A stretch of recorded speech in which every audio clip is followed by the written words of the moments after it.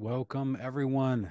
Thank you for joining me tonight as we jump back into the book of First Enoch. Tonight, we'll be reviewing chapters 6 through 10. And as you probably saw from the intro, we're going to be reviewing it from our unique and our own work here at Kingdom of Context. So we got this concept of the book of First Enoch as a contextual study guide. It's a part of our larger overall project that we've been talking about for about a year now, that the fullness of scriptures of 100 plus books in a big contextual study guide. I'm still working on that, but we already had the first book of Enoch printed out and ready for people to access. It's in large print, and it's been a joy. We're actually going to be going over quite a few concepts, if I could say, within the chapters 6 through 10 of the book of First Enoch. But hopefully you guys will enjoy, some of the commentary and the way it's broken down, because we'll be looking at it through a digital version. So in the future, though, we're going to actually, right now, we're just doing donations to receive a book. So it's in the video description below. People that want to access this book, we're not really trying to sell it anywhere right now. We're going to in the future once I get the Kindle version ready and the hardback version ready, and some other things. But if you want to get this by itself, it's just video description below. It's a gift through a donation, and all the information and instructions on how to do that is right below me in the video description. But I just want to give a big shout out to people that are here in the live chat already. Some folks that we've seen on a regular basis. I want to thank you for coming back and joining us for the live chat. Colleen Marie, Jason T, Lorraine, Brenda L, Grafted, Arc Builder, CCMC, Monique G, welcome back. Kim, Country Dad, Tyler Porter, welcome back, everyone. Yanya Q's here. Joy is here. Kalina Scott, Rich P, Eddie Steckinger, Tracy Jones, Tess C374. Welcome back, everyone. Appreciate everybody that's here. So we have, we have so much going on. It's such a blessed and busy time at the same time. But big shout out to Tom with TK Creative, who's continually helping us. He's been our editor, and he's been helping us complete the contextual study guide and putting it in a clean and well laid out format, as you've been seeing. And part of you guys, the funds that are going to help, pay that, because he's a full-time graphic designer. And he's a believer, and he watches his channel, but he still needs to get paid for his work, right? So the fundraising that we've been doing for that, both through the Patreon and a little bit that we did last year as well, is that's going towards his actual pay for that. Because to do a large scale 100 plus books, to have them fully edited and put all the things that we're putting into it, it's a substantial cost, like I talked about last year. So big shout out to everyone watching. Thank you so much. Both small and large contributors alike. You really have enabled us to accomplish this, and we're actively accomplishing it. I'm very excited, and it's led into some other wonderful things. So I'm going to be announcing that here in the next several weeks. But I just want to big shout out and thank you for everyone that contributed to what we're doing, or is currently a patron. That helps us continue doing what we do, and it's just amazing. So Lord willing, several months from now, we'll have all the books completed, and we'll have a full-on website that'll be up for you can go to and just easily go to any book you want and get things going for the study guide. And this is our prayer for this project. So thank you so much for everyone that's helping us make it a possibility. Okay. So tonight, let's go ahead and jump into First Enoch.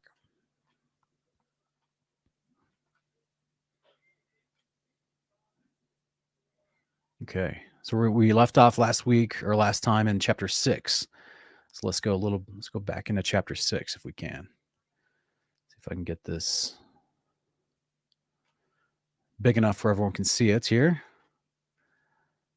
All right. So here in chapter 6. So it came to pass, when the children of men had multiplied, that in those days were born unto them beautiful and comely daughters. And the angels, the children of the heaven, saw and lusted after them, and said to one another, Come, let us choose wives from among the children of men, and beget us children.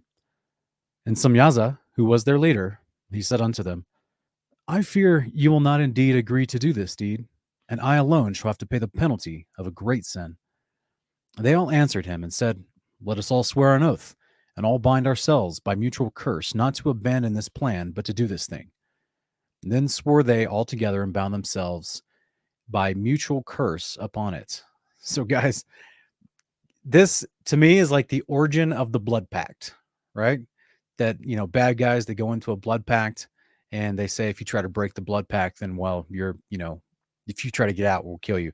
This is how the occult works today. Like, this is the origins of the occult, like right here. The secrecy, the planning against the creator. And if you join them, they claim a full authority over you according to mutually agreed upon covenant that you go into. What they're doing here, guys, when they swear an oath, this is a form of entering into a covenant. It's just an evil covenant. But this is essentially what we're witnessing right here amongst the rebellious angels, whom Jubilees tells us they were sent upon the earth to help govern mankind. So this is where we can look over here, and in the study guide here, I've got the idea of the Nephilim, because we're about to read about the children they had when they started to take wives. But it was this whole concept of Jubilees 5:6, and the angels whom he had sent upon the earth. So this is the Father, the Creator. He sent the angels upon the earth. This is also in Jubilees chapter 10, 1-5 as well. So this is not just the story of Catholicism. Catholicism has perpetrated an idea of well, it actually okay, let me say this the right way. Catholicism morphed over time, and Protestant churches picked up this idea that the angels, a third of the angels, rebelled and followed Satan. Now, Revelation chapter 12 does not directly tell you that. A lot of people think that that's what it's saying, but it does not direct. It's been inferred. It's what's called eisegesis. It's when you take a text and you try to make up a story that sounds good to you according to what the text says. But Revelation 12 talks about the dragon who swept his tail and pulled a third of the stars out of the sky. That doesn't exactly line up with the 200 angels that are called watchers in Genesis 6, Jubilees 5, and here in Enoch 6, that talk about their covenant that they went into together. And they actually came and, there was only 200 of them. It's not a third of them. The Bible describes millions upon millions, if not billions of angels. It's highly debated upon the wording in Psalms when it talks about myriads upon myriads of angels around the throne of God, and what that particular, how we would equate that in modern mathematics or in the numbering system of modern English. Many people have come to say, well, it's at least millions upon millions, if not billions or hundreds of millions.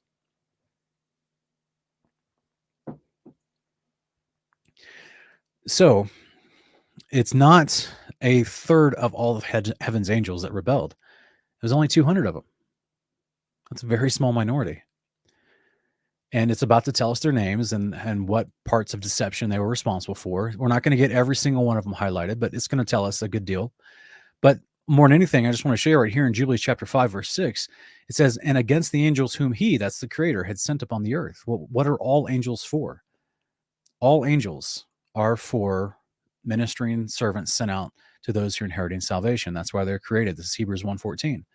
They're the Father's, Psalm 104, I think it's verse 1, verse 4, talks about their ministering servants that are considered flames of fire, ministering spirits. They're not, he just didn't create a bunch of angels who just decided on their own to rebel against heaven as a whole third of angels. That's not the story. And as we're going to read in the following 10 chapters in book of 1 Enoch, 6-15, we're going to start to read that they actually were punished, the ones that rebelled, and only Azazel is not given the same punishment. And so just kind of clear that up for anyone watching that may be new to the book of Enoch and wondering, what's going on with angels as far as why are these here to say, oh, let's do this mutual curse upon each other, right? Let's bind together in this oath, as it talks about, right? Let's bind together and let us all swear. And what's so crazy is that Samyaza, their leader, he even says, I don't want to have to pay the penalty of this great sin by myself. And then they all said to him, so I don't understand the mentality of these people, to be honest with you. I don't understand why they would then immediately say, oh, you're right, you are going to get in big trouble. Well, let's get in big trouble with you. In fact, we'll all join together that we'll get in big trouble with you. It kind of reminds me of, like, in addition to the first origination of the occult and making a blood pact or making a covenant until death, that you would have each other's back in this mutually agreed upon venture. It also kind of reminds me of like what's it called? Unions, right? It's like the first union that was created, to where they're saying, okay, well, you're trying to get something that's not promised to you, so that you're going to have to manipulate for better circumstances, or more circumstances more along the lines of your desires, as opposed to your employer. So therefore, let's bind together with other employees, and by the strength of our numbers, possibly you won't just get fired by yourself, but that'll give us protection, and then we can get what we want without possibly. I mean, it sounds, it's not quite the most complete one-to-one comparison, but it's a very interesting mindset that these other angels would just suddenly decide, hey, let's yeah, you're going to get a great penalty because of the sin, so let's join in with you and let's all get this great penalty. It's a very interesting tactic, and we get very limited information, unfortunately, about what's going on with this mindset of these angels that are rebelling. But what we're going to see, though, is that unfortunately, we're going to see this much later in the book of Enoch. And as we get to it in the following weeks, we'll come back to these verses and try to break down, help you understand there's a dichotomy. But this week in chapter 9, we will be getting to the Father making a segmentation, making a delineation between Azazel and Samyaza. Okay. So even though right here, even though it says Samyaza was their leader, this is the angels, the children of heaven, saw and lusted after the daughters of men. Samyaza was their leader. This is a part of the 200 who descended in the days of Jared on the summit of Mount Hermon. They even called it Mount Hermon because they had sworn and bound themselves by mutual curses upon it. So they even named the mountain after their blood pact, basically, which was to rebel against the Creator on their mission. Instead, they were sent in order to do justice. This is what Jubilees chapter 10 does say, but we just got this one right here as a parallel real quick in Jubilees 5. It says, "And the angels of heaven whom he had sent upon the earth, he was exceedingly wroth, and he gave commandment to root them out of all their dominion." Guys, that means their rulership. He root them out of all their rulership. "And he bade us to bind them in the depths of the earth, and behold, they are bound in the midst of them, and are kept separate. And against their sons went forth a command from before his face, that they should be smitten with the sword and be removed under heaven." So now we're going to read about the sons they created here in just a minute. But it is the origins of the Nephilim. So that's why in the study guide, we have it outlined in the gray coloring for the Nephilim. It's very fascinating. So here in verse 6, we pick it back up, and it says, "And they were 200, they were in all 200 who descended in the days of Jared on the summit of Mount Hermon. And they called it Mount Hermon because they had sworn and bound themselves by mutual curses upon it. And these are the names of their leaders: Samyaza, their leader; Arakaba, Ramiel, Kokabiel, Tamiel, Ramiel, Daniel, Ezekiel, Barakiel, Asael, Omeros, Batrel, Ananel, Zakiel, Samsapiel, Zatarel, Turel, Jomjael, Sariel. These are the chiefs of tens." So you'd imagine if they all had people under their authority, basically. So we'll continue on down into chapter 7. Now it's going to start breaking down some of these people. Even though Azazel wasn't mentioned originally, it's including Azazel here to say what he did and how he deceived and tricked mankind into sinning. Yahweh's Learning Channel is asking, what program am I using for these scriptures? Guys, this is one that we made. This is what I talked about at the very beginning of the show. It's our own book. So if you guys are interested in receiving this yourself, you can, or if this is a physical hard copy, and we've got the information in the video description below, or if you want to go to our Patreon at the family tier level, you can get all of the books, First Enoch included, in the contextual study guide format. All the books we've completed so far, you can download those in a PDF format if you just want it digitally. And that's what I'm looking at here is a PDF format. But this particular format that we're reviewing is along the lines of the book. So it's going to have the supporting columns of scriptures and the context on this side, and the main text on the right-hand side. The PDFs on the Patreon that are going to go into the contextual study guide of scripture. As of right now, those particular PDFs are flip-flopped as far as the main text. is on the left, but ultimately it's the same information on the page. We just formatted it differently so that we can make this one easy to read and understand, and keep all the contextual explained columns and the supporting verses columns in alignment with the main text that is pertaining to. So, which we'll eventually do once we take all those other PDFs on our Patreon that we have, once we complete the full list of books, and we put them into one big book, like a big, massive book. We'll probably have to lower the font just a little bit, and then do a little bit of reorganizing as far as the formatting goes, but it'll be probably in a similar fashion where we have to keep all the main text and its corresponding information on the same 2 pages, so you can not get lost. You know what I'm saying? Keep up with it. But that's what we're doing. It's something that we've been creating here at Kingdom in Context, and it's kind of a unique work that no one's ever done before. So, all right, so let's jump back into it, guys. Chapter 7, verse 1, and Azazel taught men to make swords and knives and shields and breastplates, and made known to them the metals of the earth, and these are of, and the art of working them, and bracelets and ornaments, and the use of antimony, and the beautifying the eyelids, and all kinds of costly stones, and all coloring tinctures. So this is interesting because Azazel is actually being credited with all types of weaponry, which we're going to see later in chapter 69. It's my understanding that just like many other characters in the scriptures have multiple names, but you know who it's talking to because of the context. Azazel also has the name Gadriel in 1 Enoch 69, and he's credited with doing very similar things as far as teaching men the art of war and different things like that, and the use of the weapons. So this is where it's explaining this to us as a first introduction with Azazel here in chapter 7. But it's very interesting because it says he makes swords and knives and shields and breastplates and the metals of the earth and the art of working them, bracelets and ornaments, the antimony, beautifying the eyelids, all kinds of costly stones, all coloring of tinctures.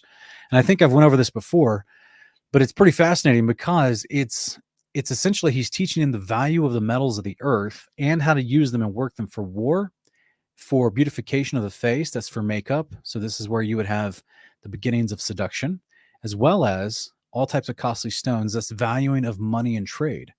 So, which those are the 3 main things that still plague the earth today, and all the civilizations of the earth today, is war, sex, and money. So it's very interesting because Azazel, as we're going to read, is not punished the same way these other guys are. He's still out and about. He is the one Revelation 12 calls the dragon. But as we just read here, just this very brief little understanding here, this is why, well, before we go reading this, let me finish with the main chapter here. In verse 2, and there arose much godlessness. That means people stopped doing the ways of the commandments of God. They stopped doing Torah, and there arose much godlessness, and they committed fornication, and they were led astray, and became corrupt in all their ways. Guys, this word ways means their behaviors, and all their ways, because it's explaining patterns of behavior. Yes, we do understand that there's an element of what we're about to read here with enchantments and root cuttings. There's an element of genetic manipulation, but that's just one of the behaviors of someone who's been corrupted in all their behaviors. So hopefully it's making sense. Verse 2, there arose much godlessness, and they committed fornication. They were led astray, became corrupt in all their ways. Semyaza taught enchantments and root cuttings. Armoros taught the resolving of enchantments. Barakiel taught astrology. Kokobeel taught the constellations. Ezekiel taught the knowledge of the clouds. Arakiel taught the signs of the earth. Shamsiel taught the signs of the sun. And Sariel taught the course of the moon. And as men perished, they cried, and their cry went up to heaven. So what's interesting about this is that they did perish because sin brings death. This is why it's called godlessness. It's transgressing the instructions of the covenant of God and doing the opposite of that, which brings death. So this is why they become corrupt in all their ways. And I don't think after, explaining what Azazel introduced, I don't think it's any coincidence that it's referred to as fornication is coming up as well, because that's also referred to as worshiping. Fornication can, yes, be used in a physical sense, but it's also used all throughout the scriptures as a descriptor of people that start worshiping false gods. So it's very, very interesting. And lo and behold, how coincidental, it's not coincidental, how appropriate is in the worship of those false gods that Barakiel is teaching astrology, Kokobel is teaching constellations, the knowledge of the clouds, the signs of the earth. This is This is exactly the way that men practice false religions of Gaia worship, or what's it called? Wiccan religion, which is just an offshoot of ancient India. Ancient Babylonian practices where they worship false gods in different ways and attribute different attributes of the earth, the sun, the moon, the stars, the clouds, and all of creation to different gods as a form of worship. Now, we're actually going to see that later in the book of Enoch, where it directly relates the worship of false gods to the Nephilim, the children of the Watchers. So remember, guys, at the same time that this is happening, at the same time that it says, they already says they saw the women lusted after them and took them for wives. So now, in the course of everything else that it's explaining that the Watchers were corrupting mankind with, their kids are already growing up. And these are not normal kids, or as we're going to read about, these are giants. So this is what Enoch later tells us. Worshipping the demons or the unclean spirits, the giants, as gods was a part of the idolatry of mankind before the flood, just like it was after the flood. It's consistent with what Azazel has influenced everyone to do, because he's even though Samyaza was a leader over those other angels, Azazel is very unique in what he is, as far as he's definitely not under the authority of Samyaza. So he's kind of independent in his own right. And he taught them different things, but collectively they all work together, except that from what I can understand from the text, and that what I can surmise is that Azazel did not take a wife and have children at this time, which is why he gets a different punishment. So the punishment must fit the crime with the father, right? There's a lot here. I'm trying to dissect this in a very logical way so that you guys can understand this. But that's the idea that men begin to sin upon the earth in greater amount. I know this is like several hundred years after Cain kills Abel. So you would still have a sense of righteousness amongst the descendants of Adam through the lineage of Seth. But once you get to the days of Jared, right before Enoch is born, you get these angels. They go against their commandment. They take wives and they start teaching mankind all this destructive, sinful behavior to worship things other than the Creator, other than Yahweh. So this is what we see here. I'll read the Torah explained. The eternal Torah is the blue. That godlessness has always been defined as fornication and changing your order. That's root cuttings and sorcery. The outcome leads to men and women dying prematurely or unjustly. And there's a thousand different ways that happens. The Creator instructs us to keep his behavior so that it will give us long life and joy. And then, of course, that's why in Deuteronomy 18, 10 through 12, we have this specific command about this type of behavior, that there shall not be found among anyone that makes his son or daughter pass through the fire or uses divination or an observer of times. That was what we talked about earlier with the sun, moon, and stars that we read from Enoch 7. Or an enchanter. That's what we read. Samyaza taught enchantments and root cuttings. And then Amaros taught the resolving of enchantments. Or with familiar spirits. That's the sons, the Nephilim. They became the unclean spirits who deceived mankind. We're going to read about that more in chapter 10, I believe. Or a wizard, or a necromancer. That's people who speak with the dead, the unclean spirits. All right. For all that do, these things are an abomination unto the Lord. And because of these abominations, the Lord your God does drive them out before you. Talking about the nations of Canaan to Moses in Moses' day. Same thing with Leviticus 19:26. You must not eat anything with blood still in it. You must not practice divination or sorcery. And this is why in Genesis 6 it talks about all flesh had corrupted its way upon the earth. All flesh. It's a big deal. So we've got the introduction of some main characters in the story. But let's go to Enoch chapter 8. And all the others together with them, that's the other, remember there was 200 total that were listed, and all the others together with them took unto themselves wives. Each chose for himself one, and they began to go in unto them to defile themselves with them. And they taught them charms and enchantments and the cutting of roots and made them acquainted with plants. All right, so now it's explaining that not just Azazel, not just Samyaza and Armoros taught the enchantments, but all the other angels under Armoros who took wives taught enchantments and the cutting of roots and made them acquainted with plants. This is a part, like I've talked about in our Honor of Kings series, as well as our Investigating Babylon series. This is the moment where we see the genetic manipulation of mankind, so that this is not an accident, guys.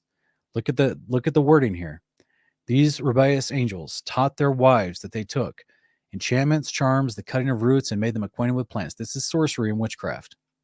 And then this is genetic manipulation, as we've talked about and broken down in great depth. I don't plan to spend a lot of time breaking that same presentation down for you, but it's about growth hormones that come up in the plants. And immediately next verse, the women became pregnant and they bare great giants whose height was 3,000 ells, right? So like we have in the contextual study guide, I have a red dot here to say, look at translator insertions, because this one particular one is translated as 3,000 ells, but there's a lot of debate on that. There's multiple translations of the book of Enoch. So the Richard Lawrence translation, I think he says more like 450 feet. I think 450 feet. So you're looking at about a 45-story building. Okay. Little clues, little hints with the dots inside the main text, according to the 10 best easy ways to find context I have here to find literary context. Okay, those are color-coded with little dots inside the main text. So it says the giants consumed all the acquisitions of men, and then when men could no longer sustain them, the giants turned against them and devoured mankind. They began to sin against birds and beasts and reptiles and fish, to devour one another's flesh and to drink blood. Then the earth laid accusation against the lawless ones. So this is really, really critical here, guys. The earth laid accusations against the lawless ones. Why would it do that? Because the part of the Creator's covenant with mankind is that you're tied to the earth. You were born and birthed from the earth, from the dust of the earth, and your behavior affects the earth. So if your behavior becomes godlessness and destruction, the earth, it fights against you. You create famine and disease and problems. It's trying to literally, it creates a war, if I could put it like that, with the earth. The earth doesn't want to produce for you. It doesn't want to do, because you're not behaving according to how it needs you to behave to be in a good symbiotic relationship. So the earth will fight against you. This is mentioned in the Wisdom of Solomon 16:24, that the earth, it rebels itself. It repels itself against those who do wickedness, but against the righteous man, the earth actually relaxes itself. It works with you. So a righteous man is someone who is doing the behavior of Yahweh, the Creator. So we see this here, a little bit greater depth of insight from the book of Jubilees, chapter 7, and pertaining to what went down with the lawlessness. And so it says here in 21 through 23, for owing to these three things came the flood upon the earth, namely owing to the fornication wherein the watchers, against the law of their ordinances, went whoring after the daughters of men and took themselves wives of all which they chose. And they and they made the beginning of uncleanness, and they beget sons of the Nephilim, and that's a Greek transliterated word for Nephilim. And they were all unlike, and they devoured one another. And the giants slew the Nephil, and the Nephil slew the Eljo, and the Eljo slew mankind, and one man slew another. And everyone sold himself to work iniquity and to shed much blood, and the earth was filled with iniquity. So what do we got here? We got Jubilees expounding on this moment where the angels have taught mankind warfare, false god worship, various types of seduction, which means you got the arousing the jealousies of men, and the values of money, which brings in greed and covetousness. All wars are fought for these reasons. And you've got the giants taking up the acquisitions of men, which now means they have a scarcity of resources. Guys, what is the world trying to do right now? Right now, the quote unquote leaders of different segments of the earth, people that have taken upon themselves to try to lead the earth, they want to create a new worldwide agenda and a great narrative, as they put it. And a part of that is they need to get prosperous nations to be food deprived. What does it say that the giants, the unclean spirits, whom many believe are the ones influencing the leaders of the world today as unclean spirits? They consumed all the acquisitions of men, and when men could no longer sustain them, the giants turned against them and devoured mankind. So that means there was a moment where the men are working on behalf of the unclean spirits. You guys catch that? The men are working in paying tribute and giving of their acquisitions to the unclean spirits, the giants. And then when those ran out, the unclean spirits turned on the men themselves. Now, I mean, this is just, it's it's just the way it goes. They're just absolute, the unclean spirits are what we're going to read about in chapter 10. They are to attack, destroy, and oppress mankind. That's why they were created. So essentially, guys, what we're reading about a war, not just a war because of men's stupidity. Men's stupidity caused the deception that got them into war. But the war is from the watchers against mankind. So many might be saying, well, wait a minute, the watchers are angels. Like they're powerful beings. They're more powerful than mankind. Why would they need to take wives, create, deception, and get them worshiping false gods, which aren't really gods at all, just statues of wood, stone, and metal that represent something else, one of their sons, the giants. The giants are right there with them. Why don't they just worship the giants? Why would they create forms of idolatry? Why would they worry about creating war amongst mankind and genetic manipulation? And because if the angels just came down and took their sword and tried to kill all of mankind, the other angelic brethren who didn't rebel, the ones that are still righteous, would have came down in a heartbeat to stop all that. This is the same MO from the beginning, from the very beginning, when the rebellious angels came to earth, and they started a plan, what this great sin that they talked about, that they all bound in this evil covenant together to say, you know what, if we're going to do this, we need to stand together so we can do this. They took wives. They had these genetically manipulated, half hybrid, unclean spirit, what the ancient Greeks would refer to as the demigods. They had this hybridized version of a god that was not normal. And we're going to read about that here in chapter 10. Actually it's in chapter 15. But they're not normal. They're not intended to be, because they were not supposed to be created as they were and be birthed upon the earth. But the Father promises in chapter 15, they're never going to get to heaven. He's never going to let them in heaven. So they're confined to the earth realm. So these watchers, these rebellious angels, they come and they take women to create a child.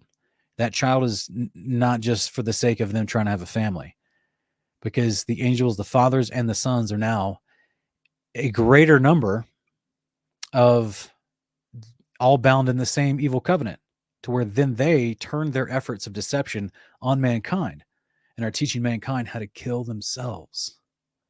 As we read from Jubilee 7:23, there's civil war amongst the Nephilim, the various kinds of Nephilim, and then says, then men slew one another. There's all uncleanness, and the earth's filled with bloodshed and iniquity. There's the creation of war, famine, idolatry, covetousness, greed, fornication. Like it's part and parcel with what we see today, which causes so many problems in all the countries around the world. Why? Because the children of these watchers are the unclean spirits that we still deal with. We're going to get to that in a little bit later, but I mean, that's crazy. So here, this is why we see in 2 Kings 17, which is a parallel passage here to what we were reading in the main text, they sacrificed their sons and daughters in the fire and practiced divination and soothsaying. They devoted themselves to doing evil in the sight of the Lord, provoking him to anger. Well, the sacrifices that they're doing of their children was to Molech or to Baal. These are just same forms of idolatry, of worshiping false gods. So just as in after the flood, before the flood, they're worshiping the false gods, creating war, famine, disease, and killing their children, sacrificing their children, and drinking blood, doing all the things that are described in the scriptures in Leviticus 17, Deuteronomy chapter 10, Acts chapter 2 or Acts chapter 15, like all these things that are mentioned that are part of worshiping the false gods and their ritualistic practices. This stuff started before the flood. So this is why the Father promises us in 2 Chronicles 7:14 that we can change this concept of how the earth reacts to this. If my people, which are called by my name, shall humble themselves and pray and seek my face and turn from their wicked ways, then I will hear from heaven and will forgive their sin and will heal their land. So basically, if they stop doing worship to false gods and they start doing the Torah of the commandments of God, He will hear, he will forgive their sin, he will hear their land. The land will suddenly respond better. So you can have the proper season of rain, you can have the proper season of harvest, your culture, your cities, everything will flourish and prosper. You just have to do the ways of the Creator. Can't do the ways of Azazel and his companions. Those ways lead to destruction and death, idolatry, fornication, genetic manipulation, mRNA.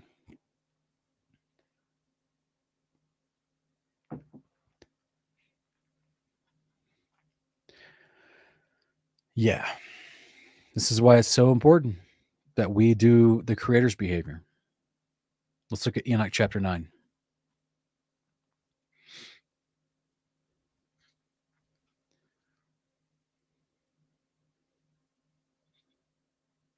And then Michael, Uriel, Raphael, and Gabriel looked down from heaven and saw much bloodshed. Guys, some people saying the words are unclear. Guys, just in case you're not familiar with, YouTube has a setting for you to look at your video quality. One of their shadow ban efforts is that they will change the video quality of channels they're trying to suppress, and they will put it on 240 or 144p or sometimes 360. They'll change it instead of it being on 720 or 1080 on your video quality when you're watching it, like you were watching in the last video. They'll change it for certain channels. So if you're on your phone or your computer, you may want to check the little gear icon that looks like a settings button. Go to your video quality and make sure it's on the highest video quality so that you can see everything clearly. Hopefully that helps. Verse 1 of chapter 9. Then Michael, Uriel, Raphael, and Gabriel looked down from heaven and saw much blood being shed upon the earth, and all lawlessness being wrought upon the earth. And they said to one another, the earth made without inhabitants cries. The voice of their crying rises to the gates of heaven, and now to you, the holy ones of heaven, the souls of men make their suit, saying, bring our cause before the Most High. And they said to the Lord of the ages, Lord of lords, God of gods, King of kings, and God of the ages, the throne of your glory stands unto all generations of the ages. Your name holy and glorious, blessed unto all the ages. You have made all things, and you have power over all things. And all things are naked and open in your sight. And you see all things. Nothing can hide itself from you. You see what Azazel has done. He has taught all unrighteousness on earth, and revealed the eternal secrets which were preserved in heaven, which men were striving to learn. And Samyaza, to whom you have given authority to bear rule over his associates, they have gone to the daughters of men upon the earth and have slept with the women and have defiled themselves and revealed to them all kinds of sins. And the women have borne giants, and the whole earth has thereby been filled with blood and unrighteousness. And guys, I've got it outlined in purple here because they're talking about the authority that Samyaza was given. So this is a part of, like I said before, the priesthood. This is our contextual coloring for the priesthoods. Okay, it's in the purple. And the angels are priests in various hierarchical levels. And Samyaza was giving more authority than the others because he's also a minister of the Father on behalf of mankind. So he may not be an archangel priest like the four guys talking, right? Like Michael, Uriel, Raphael, and Gabriel, who are part of the seven archangels of God, who are the highest priesthood. But he's definitely been given authority over others because he's supposed to go. Remember what I said earlier, guys. These rebellious watchers that went against their instructions, their ordinance, they were sent out to help mankind govern themselves. They were sent to help mankind. We're going to read about this later in Jubilees. Chapter 10 as a parallel passage. So this means that that's the job of a priest. Hebrews 1:14, that's the job of a priest. The men that the celestial beings of heaven, the spirits of heaven that God had created, were sent to go down to the earth and teach mankind how to live properly, which is teach them Torah. That's why the priesthood is supposed to be responsible to know Torah so they can teach it properly to others. But this is a failure of the priesthood from the very beginning. Thankfully, it's not the archangel priests like Michael or Uriel or Gabriel or Raphael, but it's some of the lower level priests of heaven that they had failed their job, their assignment, right? Like the classic meme, you had one job. These guys did not understand the assignment. They failed.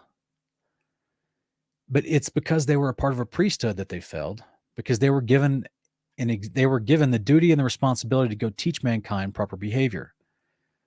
And it's a part of their agency. So this is this is what they broke the trust the Most High gave them. So it says right here, just a little bit of a context explained. These are different hierarchical levels within priesthoods. Some priests minister as servants and others are appointed as rulers, namely high priests. Samyaza was given rule over his associates as a high priest among the Watcher class of angels. So this is a kind of a unique concept about him having authority over his associates, and he was over all 200 of them. So he was a Gadol in reference to these guys. Okay. But he failed all of them. He failed them all. But this is why they're looking to him. So this is a huge problem. The Father gave trust to these guys to teach rightness, but instead they didn't. So this is a little bit what we see in the Testament of Levi, chapter 3, verse 4 through 7. And it says, "In the highest of all dwelleth the great glory, far above all holiness. In it are the archangels who minister, make propitiation to the Lord for all the sins of ignorance of the righteous, offering to the Lord a sweet-smelling savor, a reasonable and bloodless offering. And in the heaven below this are the angels who bear answers to the angels of the presence of the Lord." So again, this is just another explanation of the agency involved that's also related to the priesthood, where there are different levels of hierarchy of angels, different authority levels of angels. So this is why over here in the book of Enoch, we talk about the voice of their crying rises to the gates of heaven. And it says, "And now to you, the holy ones of heaven, the souls of men make their suit, saying, bring our cause before the case of the Most High." Well, these particular higher archangels were brought that suit in that case by the angels beneath them. So just as we're told in the book of Luke by the Messiah, that each person has a guardian angel, if you will, an angel assigned to you throughout your life. Well, that if there's prayers going up from the righteous who are being persecuted because there's giants running around, stealing the acquisitions of men, creating warfare, idolatry, fornication, genetic manipulation, all types of chimeras are being created. The angels themselves, the rebellious watchers themselves, are teaching unrighteousness to mankind as well. The very few people that wanted to continue doing righteousness, who now seem to be in the minority, are praying. That prayer is heard by their immediate angel that's next to them. That gets communicated to somebody else, and that takes it up the chain of command, if you will, till finally we get to the archangels at the highest level of the firmament, level 6, getting before you get to the top level. But it's the archangels of level 6, to my understanding, that then would take those particular prayers, as we see in this verse, go up to the 7th level of the heaven of the firmament. And that's when they addressed, in this verse here, in verse 4, they went to Yahweh, right? The Most High, Lord of Lords, God of gods, King of kings, God of the ages.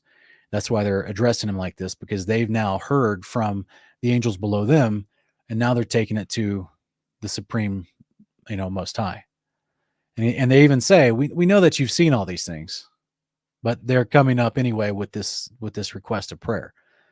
And they specifically blamed everything on Azazel. And so then they separate. This is where the separation begins, right? He says, you see what Azazel has done, and Samyaza, to whom you give authority to bear rule over his associates. Azazel is not one of Samyaza's associates. Samyaza has his associates under his authority. So there's a difference here.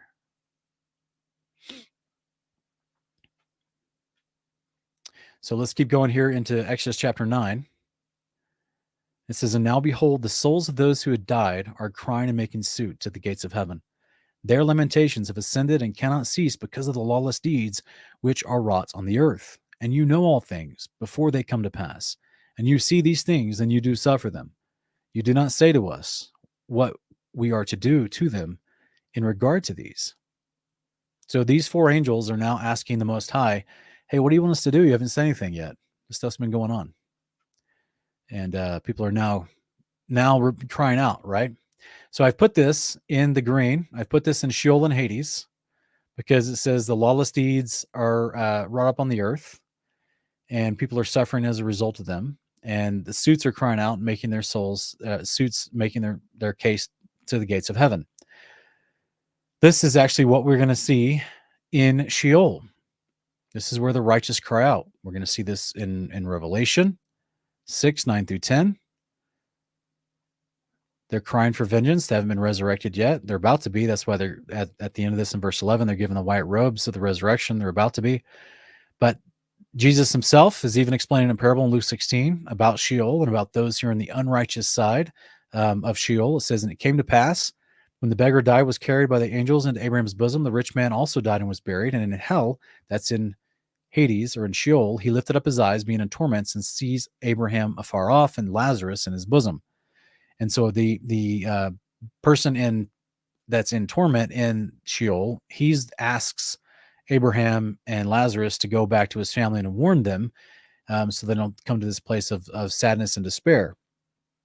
But Sheol is the underpinning context of this concept. These suits, there's lawlessness being done upon the earth. There's bloodshed upon the earth. People are killing each other. There's mass warfare. So both the angels, all the way from the earth plane, all the way down in Sheol, they're hearing the complaints of those who are killed unjustly, asking for vengeance, asking for something to be done, as well as the righteous upon the earth that are still alive. So in Sheol, it says, Scripture reveals where your soul goes after the death of the body. That place was created as part of the deep abysses on day one of creation. And First Enoch expounds to reveal there are different compartments that separate the righteous from the unrighteous, while everyone waits for resurrection. This is why in Psalm 139, 7-8, the Psalm of David, he says, whether shall I go from your spirit, or whether shall I flee from your presence? If I ascend up to heaven, you art there. If I make my bed in Sheol, behold, you are there. Why? Because the angels who have charge over mankind until the resurrection are also in Sheol, guarding the compartments of Sheol that were created. And we're going to read about that later in chapter 22 of First Enoch. But just to understand, since we haven't gotten to that particular chapter in Enoch, I wanted you to understand as you're going through the book of Enoch, why these angels are talking about these. We've talked about all the death that's been happening, and now you've got these complaints happening. Well, we see parallels to that elsewhere in Scripture, where people who are already in Sheol are complaining to the angels that are around them. When is God going to avenge us? What's going on here? Because there's still unrighteousness happening, right? So there's a sense of understanding that they were killed unjustly, if you will, and that there is a place of crying out for some sort of justice.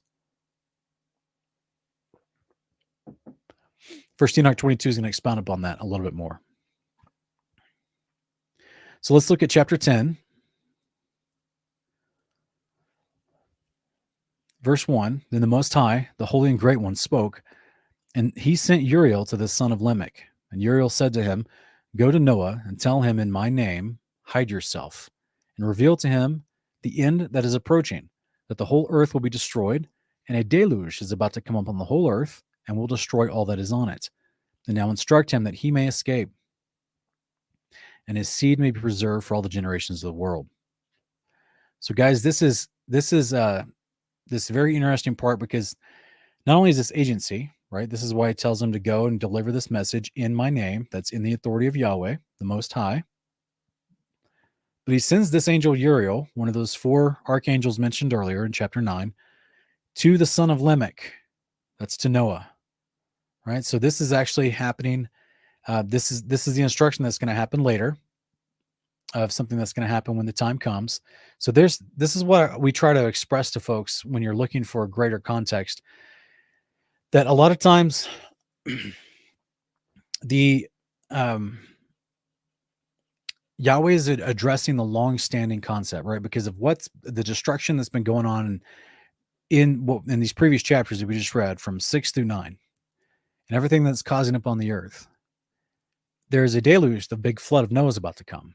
So this is where Uriel is saying, okay, so Lamech, go to Lamech, the son of Lamech, and tell him to hide yourself, and destroy, you know what I'm saying?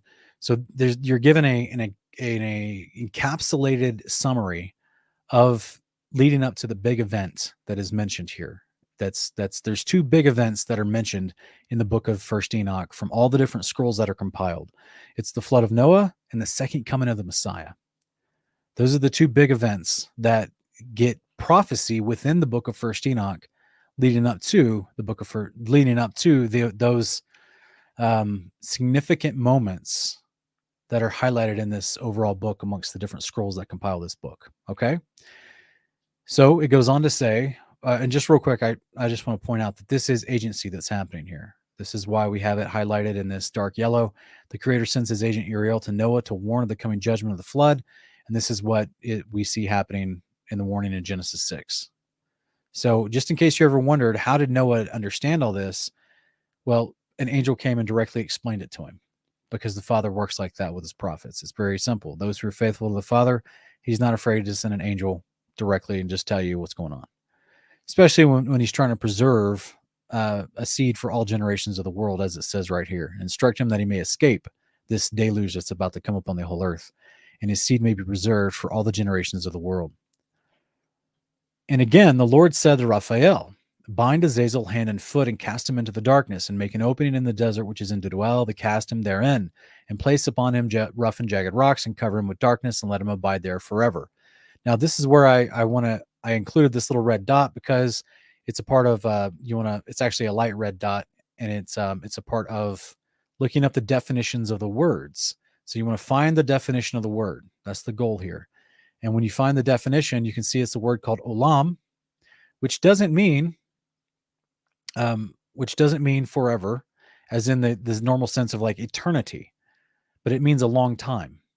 But in the English, we just see the word forever and we think, oh, that must mean eternally. But that's not what olam means in the Hebrew.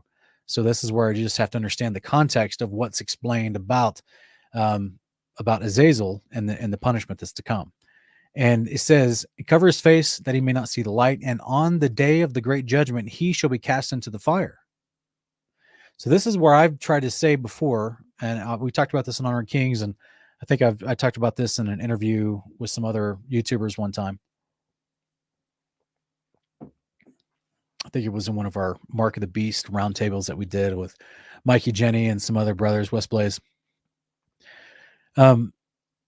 This is my understanding of chapter 10, and Raphael is told to go bind Azazel hand and foot and cast him in the darkness.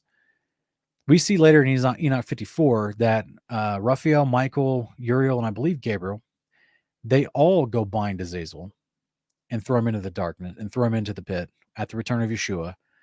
And he's only let out to be thrown into the furnace on the great day of judgment. Well, that is the end of millennial reign. So it's my understanding that there is a pronounced judgment set forth against Azazel, that when the time comes, he will abide for a long time. That's 1,000 years throughout the millennial reign. He will abide in the pit, right? He's thrown into the earth for 1,000 years. And on the day of the great judgment, he should be cast into the fire and heal the earth, which the angels have corrupted and proclaimed the healing of the earth.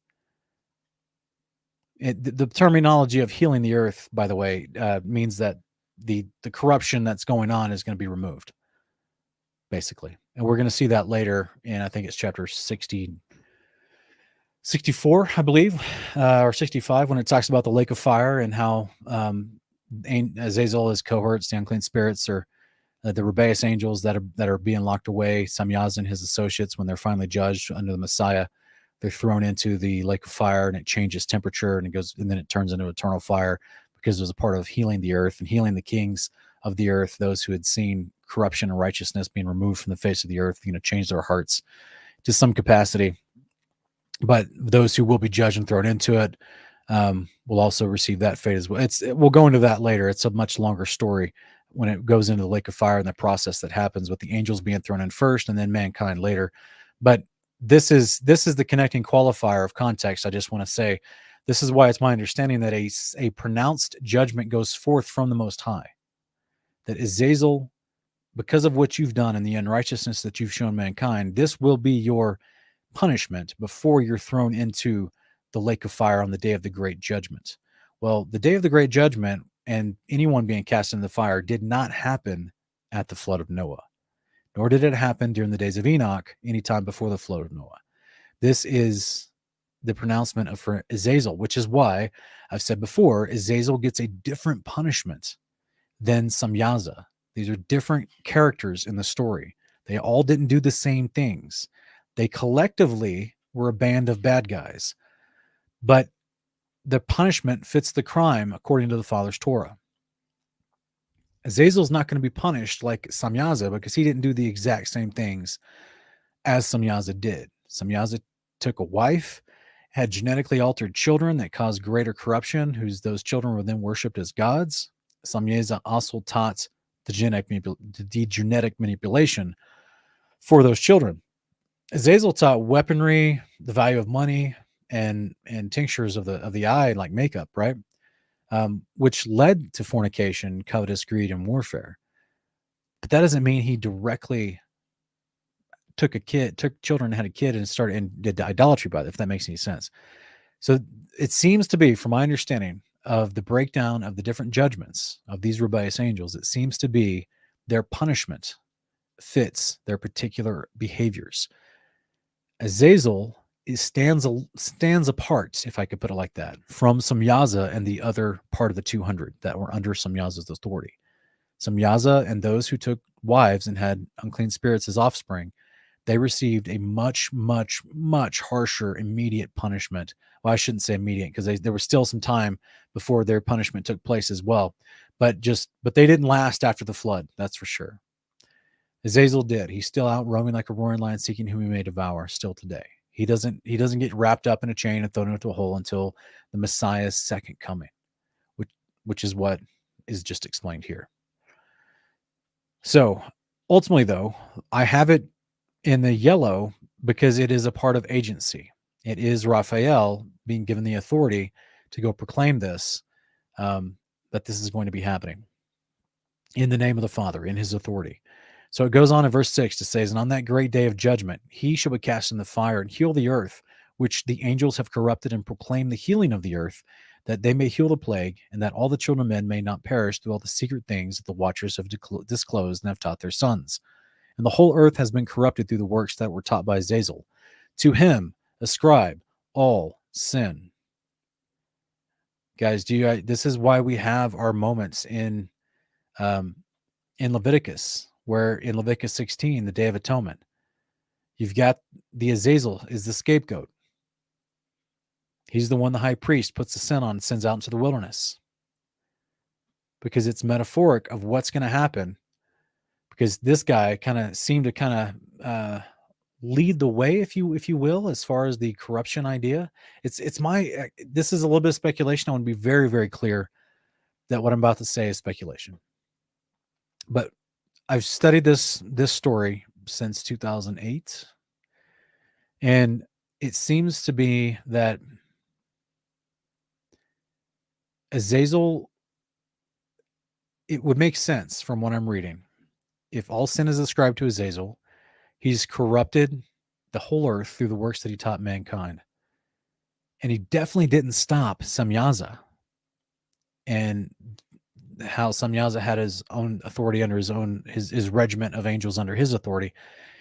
Azazel didn't get in their way and only was complicit with their evil covenant to do what they wanted to do. I wonder, this is all speculation, guys, but I wonder, with all those factors and all those facts, my speculation is, did Azazel influence Samyaza as a crafty serpent does, right? Just makes me wonder if a part of this covenant was really Azazel needed a plausible way for someone else to take the blame for the destruction of mankind that he wanted to occur. So it's in I think the Wisdom of Solomon chapter 2 verse 24 that tells us that the devil did what he did because of envy. So what did the devil envy, and what was the target of what has always been the target of the devil's wrath? It's those who keep the commandments of God. Well, what's the promise of the commandments of God? Is that you do the covenant of God and you're faithful till death. He rewards you through resurrection to eternal life. That sounds wonderful. It is wonderful, but that's not the end of the story. Resurrected mankind gets a position of priesthood that has greater authority over all the angels, because we step into a priesthood with Yeshua, the Messiah. It's the Melchizedek priesthood that has greater authority than even the angels, which is why Paul in 1 Corinthians 6:3 says, do you not understand you'll even judge angels? So the point of a believer who gets to the resurrection, he's also been given a place of honor and rulership alongside the Messiah in the Melchizedek order. to give greater authority than even the angels. So it would make perfect sense that it was because the devil envied, right? That he would then look at mankind and say, man, if the story is for them to live their life and die, and if they're obedient, they're going to get to the point of being resurrected so they have greater authority than me, then they're going to rule over me. I don't want that. So then they get all upset, right? He would get envious of mankind's future position that God promised he would grant to mankind. It reminds me of the parable that Yeshua talked about, right? Where the he who's last will be made first. He who's first will be made last. The angels were made first on day 1. Mankind was made last on day 6. But the promise of the whole story is that mankind will be given greater authority than the created beings that were made first on day 1. Of course, all this is underneath the authority that the Father gave Yeshua, his Son. So the Father and the Son are still in greater authority, but then after the resurrection of the saints, it will go the Father, the Son, the resurrected saints, and then all the layers of priesthoods of angels as well. So there's, those who are made first will end up being last. That's a decent reason to be envious if you let it get to you. So what I'm seeing here, and that's why I say it's just speculation, that it's my speculation that Samyaza definitely did evil, as explained to us, corrupted mankind in various ways, he and his cohorts, his associates. But I just wonder what that conversation was like between Azazel and Samyaza. Because as we're reading right here at the end of this, Azazel says to him, ascribe all sin. And he's going to get a different judgment than Samyaza. We're about to read about Samyaza's here in a minute. But I just think it's interesting also on, like in Leviticus 16, the Leviticus, the Day of Atonement for the high priest, he has the 2 goats. One he slaughters and the other one he lets go in the wilderness. The one he lets go in the wilderness, they call the Azazel goat. He doesn't call it the Samyaza goat. That's very interesting.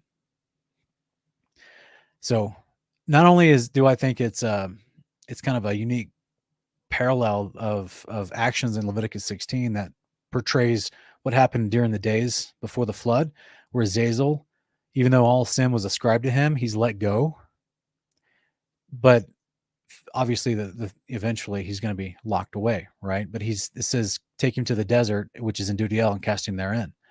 Well, the goat is supposed to be released into the wilderness by the high priest on the Day of Atonement.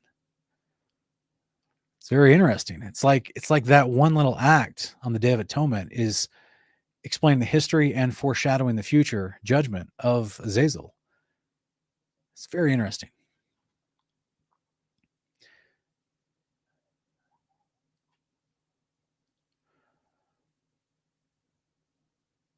Okay, so we'll go on to the rest of chapter 10 here in verse 9.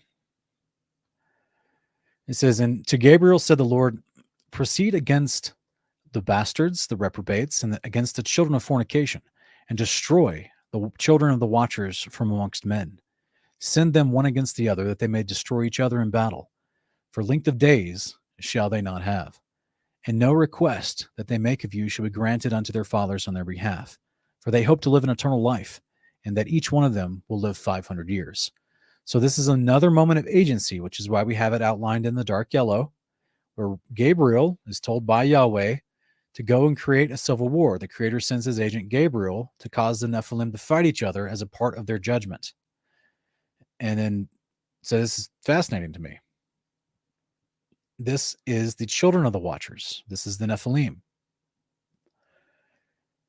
So this is why we read in Jubilees chapter 10 that Noah prays after the flood, hey, the children of the watchers, those whom you sent upon the earth, you know the wickedness that they did in my day. Their children are still here, but they're now unclean spirits because they were destroyed. Their bodies were destroyed. Whatever bodies they had were destroyed. And however they maintained bodies, they hope to live an eternal life. First, I personally want to throw my hat in the ring for the idea of, with their genetic manipulation, they'd already figured out a way to make chimera bodies to repossess those chimera bodies and get this idea of living forever on the earth and with some sort of fleshly body. But the Father stopped that before the flood and then reset the game, because then Noah and his 7 family members after the flood wouldn't be participating in that type of advanced science, if you will, that type of advanced genetic manipulation that would create chimeras and host bodies for the Nephilim to inhabit if they lost their original body. But that's again, that's a little bit more speculation. But there's a reason why after the flood, these unclean spirits are now just called the Shadim. They're just the shades. They're not the actual, they don't have an actual body anymore. They lost it in this civil war, but they're still on the earth. So then they have to be, 90% of them have to be dealt with. 10% of them are left out up on the earth to be under subject to Satan, and which is Azazel. And then that's why we see today, and also in the days of Yeshua during the Gospels, that's why you see only the unclean spirits and Satan being dealt with. You don't see a whole bunch of other angels. You just see Satan and the unclean spirits, or what are called demons or devils. So this is the origins of that whole story. This is just another reason why the book of Enoch should never have been removed from any Bible, because it is a part of ancient Israel's scripture and their history. It helps you understand the story. Literally, to remove first Enoch is to hide the bad guys, so you don't know where they're coming from. It's pretty insidious. Verse 11, the Lord said to Michael, this is another moment of agency, right? And this is him sending his angel out to go do and say stuff on behalf of Yahweh. The Lord said to Michael, go bind Samyaza and his associates who have united themselves with women so as to have defiled themselves with them in all their uncleanness. And when their sons have slain one another, they have seen the destruction of their beloved ones, bind them fast for 70 generations in the valleys of the earth, till the day of their judgment and of their consummation, till the judgment that is forever and ever is consummated. So because of this, I personally have thought in the past that this particular statement here is that they're not going to get out until the day of Christ when he returns, until the Messiah comes back and pulls them out, as we read, and I think it's in 1 Enoch chapter 54 or 56, one of those two chapters. I don't know personally if there's a few things that happen in another chapter that makes me think that maybe they're let out during the 42 months, but I honestly, the more I look at it, I still lean towards the idea that these guys are locked up and they're not getting out until Yeshua pulls them out at his return and judges them and throws them in the lake of fire. So we see here as a parallel in 1 Enoch 54, it says, and he said to them, these are being prepared for the hosts of Azazel, so that they may take them, these big chains that Enoch was seeing. He says, these are being prepared for the hosts of Azazel, so they may take them and cast them into the abyss of complete condemnation. They shall cover their jaws with rough stones, as the Lord of spirits commanded. Michael, Gabriel, Raphael, and Phanuel shall take hold of them on that great day, and cast them on that day in the burning furnace, that the Lord of spirits may take vengeance on them for their unrighteousness and becoming subject to Satan, and leading astray those who dwell on the earth. It goes on to say more, and I didn't have a lot of room, so I just put as much as I could in from that chapter, from chapter 54. But these are the angels that Jude 1 is talking about, right? The angels that did not keep their first estate, but left their own dwelling place in heaven. He's reserved in everlasting chains under darkness unto the judgment of the great day, which is, to my understanding, when the Messiah returns. Same thing in 2 Peter 2:4. For God, if God spared not the angels that sinned, but cast them down to hell, that is Sheol or Tartarus, technically, and delivered them into chains of darkness to be reserved unto judgment. So this is why I know, guys, I know that there's a lot of other prominent teachers that many people that listen to my channel may have also heard some of those other teachers that taught that those angels were let out like 100 years ago. That's not, I don't know. I struggle with that one. I really do.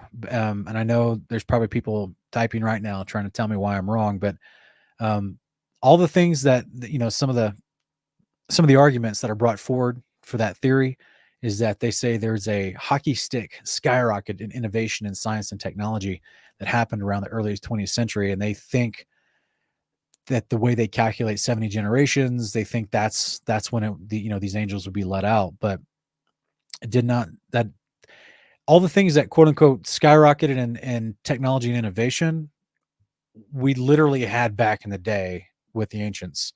Like, technology is not a new thing. It's just being re-released to the world for greater use and expanded use. But like, if you've seen my Investigating Babylon series, they had very, very high-tech concepts a long, long time ago. I mean, literally the Azazel, the angel that didn't get locked up, that's still roaming around, is the one that's generically called the devil. He's got all the same information as some Yaza and these other guys. So my understanding, he seems to be smarter than them and more powerful. So it seems as if he has just as plenty of information to give to mankind to increase technology, according to the grand plan of the occult. So I don't know. I never quite didn't see it in the text, and I don't quite see it with some of the arguments that have been made towards that as well. But so it's my understanding from these parallel verses, from what is mentioned here in verses 9 through 12 of Enoch chapter 10, that the Samyaza and his specific associates, so not Azazel, but just Samyaza and his associates under his authority, those were taken and thrown into Tartarus, which is apparently a really, really bad judgment, because we're going to see later that Michael and some of the other good angels are talking about this judgment, how it really has them shaking and startled. Because think about this: if the angels know like the grand plan of history, man, it would really be horrible to be locked away in Tartarus in darkness for all this time, only to be pulled out, face the Messiah who judges you, and throw you in the lake of fire. Now, don't get me wrong, they deserved it. They absolutely deserved it. Who knows what they did to mankind or their sons that they trained to do to mankind. Horrific, torturous. I mean, if you know anything about the occult and how they do stuff, they deserved it, I promise you. But as far as the good angels who are in heaven still, are still in their place of position, their own habitation, getting to minister to and love and peace upon the earth as they're sent on their missions, like, yeah, that would be a very startling reality for them to think, oh man, I'm going to have to go and be locked away in this place that's even below Sheol. And this literally the armpit butt crack of the creation model, and won't ever see the light of heaven again, or even the light of the sun up on the earth. And I'll never see that again. I'll be locked away in this deep, dark dungeon until I'm pulled out and thrown in the lake of fire. It's like county holding cell for the angels. And they miss the whole thing. They missed the whole story after this. They got to spend who knows how long. To my understanding, it doesn't quite say exactly when they were locked up. I'm guessing it was close to the flood, personally, that they were still around and watching their sons kill themselves. And when those Nephilim, their sons, finally killed themselves off, then this is a speculation point because I've never seen it literally detailed chronologically, but it would be very close to the flood that these other angels under Samyaza were then taken by Raphael and Michael and the angels under his authority, and they took them down to Tartarus. They bound them up and took them. So that means, what do they have? Approximately 16 to 1800 years to live, and now the rest of the time of history that they're going to miss, and then they only get back out to be disgraced and ashamed. Now, here's the bigger point that I don't think I've ever really talked about.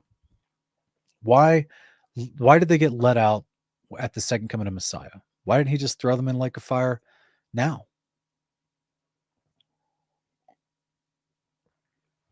Why didn't he do it right then? Why did he let them live a little bit longer until their sons killed themselves? Why then put them in a hole in the ground and make them wait for thousands of more years until the Messiah's first and now second coming?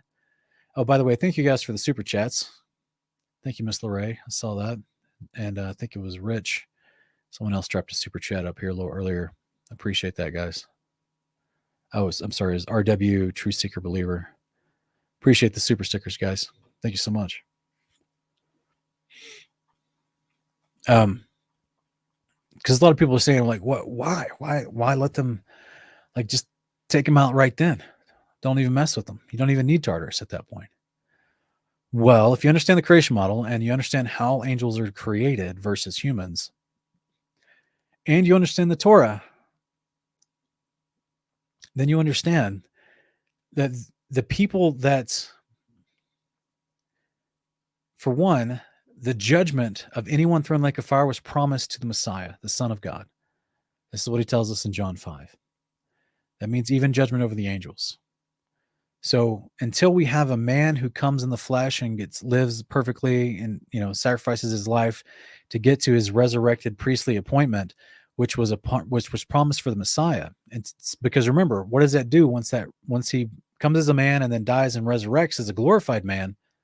that puts him higher than the angels and in a place of judgment as the high priest, which he wasn't before Yeshua came.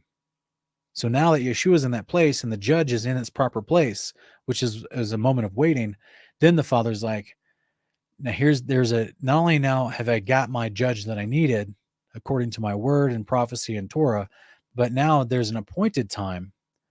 And what's unique about it, what we're going to see later, I think it's in chapter 41, and also it's much later in Enoch, but the righteous saints will watch the judgment of Samyaza and his associates and Azazel and the unclean spirits and the first and second beast. Because to my understanding, as we're going to read later, the lake of fire is in the New Jerusalem. It comes down, and there's things that happen when these angels are thrown into this lake, and it destroys them first, and then that turns into a I'm sorry, Rich, man, I'm sorry, bro, you didn't have to do that. You didn't. I appreciate your super sticker, man. I apologize. You didn't have to do that, man. I hope I didn't make you feel pressured in any weird way because I mentioned your name and it was somebody else earlier. But I appreciate you, brother. But yeah, so that's okay. So I'm trying to give you the breakdown here as far as the timing, the Torah, the position of the judge, and all these things that have to be in place for the angels to be judged righteously. So once the judge is in place, once the kingdom, which is their position of judgment, is in place, where the lake of fire is, then they can be pulled out and thrown in the lake of fire in the sight of all the resurrected saints from Abel, all the way back to Abel, and all the people that died during this time, that Samyaz and his associates were responsible for their deaths, and the earth laid accusations against the lawless ones, and there was much bloodshed on the earth, like we read about. Those people whose suits, as we read about in chapter 9, the archangel says, hey, people are crying out to us, that their suit is being made forth. Like, so we're going to read more about that in Enoch chapter 22. The soul of the righteous is in it's actually the soul of Abel is still in Sheol making suits because he was murdered unjustly. Well, all these people that have been murdered unjustly by the hands of these rebellious angels, whom God had entrusted with authority and judgment, they're going to get to witness their aggressors get judgment from the Father and the Son and be destroyed in the lake of fire. It's not going to be a situation where they get resurrected and they're like, oh man, I'm so glad to be here and resurrected and have life again. Hey, by the way, whatever happened to those rebellious angels? I mean, like, Armoros, he literally chopped me in half and drank my blood. Like, did you guys ever do anything to him? You know what I mean? Like, whatever happened to that? Did he? And then some angel has to say, oh yeah, we took care of it. Just trust us. No, the Father's going to let them see. So this great sin and the penalty, which is to be thrown in and destroyed, their spirits of the angels are destroyed in the lake of fire. They're zapped out of existence like a bug zapper. The resurrected saints, many of whom may have died because of Samyaza's unrighteousness and those around him and Azazel, they're going to get to watch the Nephilim, that's the unclean spirits, and their fathers, these rebellious watchers, be thrown in the lake of fire and destroyed. So there's a timing involved for the vindication of the saints, of the elect, as well as the proper judgment according to the Father's time and making sure the right judge is there. So you guys ever wondered why people struggle so badly to know like the details of what happened to their loved ones when they pass? Or have you ever wondered why there's a lot of states that used to do the death penalty where they would allow the family members of the victim to watch the murderer be put to death on the electric chair or with lethal injection? To them, that means something. It means something to watch justice happen. Not just to be told it was done, but to be able to watch it happen. That means something. I don't think I have the right words right now to put it into proper perspective, but it absolutely matters. This is why you would need a testimony of 2 or 3 witnesses according to the Torah to establish matter amongst the judge and make sure justice is done. Many of those witnesses may be one of the surviving family members that saw the injustice of someone that got murdered. There's some sense of closure that is good, is a part of that creates peace. And for all the resurrected saints, there is going to be absolute closure. Every tear is wiped from their eye. They're resurrected and they're brought to the kingdom. And one of the first things they see in the first few weeks that they're there, to my understanding, is they're going to see the great judgment of the sheep and goats. But before the sheep and goats, that's the humans. Enoch 54 through 56 tells us they're going to see the judgment of the rebellious angels, the first and second beast, the unclean spirits, and then Azazel is going to be wrapped in a chain and locked in a hole for 1,000 years. And the righteous elect, the resurrected saints, will get to watch this because they're part of the priesthood who judges next to Yeshua. So I imagine his whole order, his whole crew gets to watch what he's doing because he's their leader. So to me, it makes perfect sense. I just hope to expound about that because a lot of people, especially the enemy, they hate the idea of prison. They hate it. They don't like capital punishment either, but they hate the idea of prison. They think God's unjust, that he would take these angels and put them in a place of darkness, put them in a hole in the ground for all this time and not let them out until he kills them. Why not just be merciful and kill them? Well, that's for one, that's not merciful to the people that they wronged, right? Many of you guys may have heard me have an interview with both. Well, I was interviewed by Pine Creek. He's an atheist, and also by Jeranism. I don't think he's an atheist, but he's definitely still has his issues with scripture. And the God of the Bible specifically, he's still on his journey. I'll just put it like that, with best regards to him. But he was, in my 4-hour discussion with Jeranism, he was really upset about the flood and the judgment of the flood. He just didn't understand how it could be possible. Like, how is it right that God would kill all these people? And I'm like, why are we ignoring what these people did? Let's talk about what they did. Killing babies, drinking blood, killing each other, deception, war, theft, worshiping unclean spirits, all the things that go with that. Is that bad or not? He's like, well, yeah, but why not just, why flood them? Why drown? Okay. Would you rather them be burnt by fire? Or would you rather them just disintegrate? What's the point? Actually, being drowned is, supposedly you just go to sleep. But none of them were drowned. Many of them were destroyed in the Civil War by their own making. Right. So this is where I would say that there's the mindset of the enemy is to claim victimhood. Why? That's the same mentality that they deceive mankind with, because they're the enemy. They're the actual unclean spirits that still roam around and trick people's mind into pleading their case for them. To make mankind scream at the Creator and say, why are you so unjust? We're victims by you. Right? When the unclean spirits obviously are in denial about the ridiculous behavior they did. Like it says later, they were created to destroy mankind, to oppress, attack, and defeat mankind. So they're liars. I mean, that's all it boils down to. They're intellectually dishonest with themselves and with, we're going to read later about the Watchers. I think it's in chapter 14. The father of the unclean spirits, they actually show some sense of remorse. They end up asking Enoch to go to the Father and ask him, for forgiveness, because they realized what they did was wrong. I mean, but their sons whom they created for a specific purpose to attack and destroy mankind, they don't show the remorse. They're nothing but liars. That's why we don't trust familiar spirits, right? You don't speak to your dead. You're not speaking to your dead grandma or grandfather. Grammy and Pappy are gone. They're in Sheol. They're guarded by angels. The people, the unclean spirits are the ones that are imitating or impersonating them. You're not speaking with dead relatives, guys. If you've ever had that experience, that's why they're called familiar spirits. They know the circumstances of your life. They've been around. It's easy for them to fool you when a parent or a grandparent passes with details from that life, because they've been around observing things. They're sentient, conscious beings who can trick you and speak.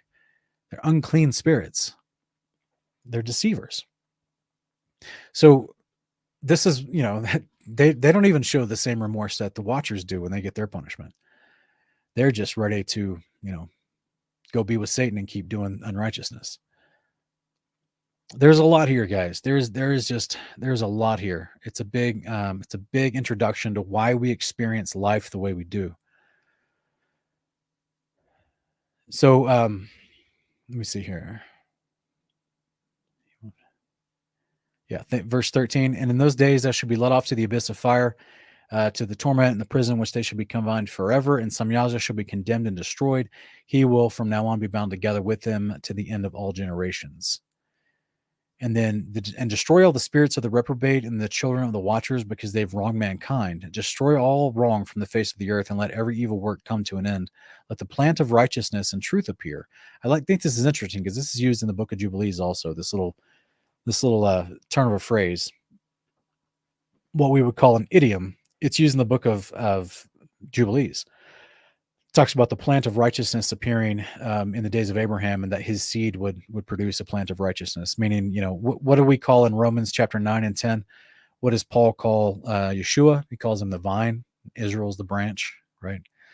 So how appropriate, right? That right behavior, which is the expected behavior of covenant Israel, of whom Yeshua is the king of Israel and the high priest of Israel. So everyone who's in faith and belief becomes grafted into Israel, right? It's that same agricultural concept. Israel's the plant, Yeshua is the vine, or the root, if you will. So it's just interesting. It's using that same parallel here of idiomatic expression from an agricultural sense to describe covenant Israel, basically. And it shall prove a blessing. The works of righteousness and truth shall be planted in joy, in truth and joy forevermore.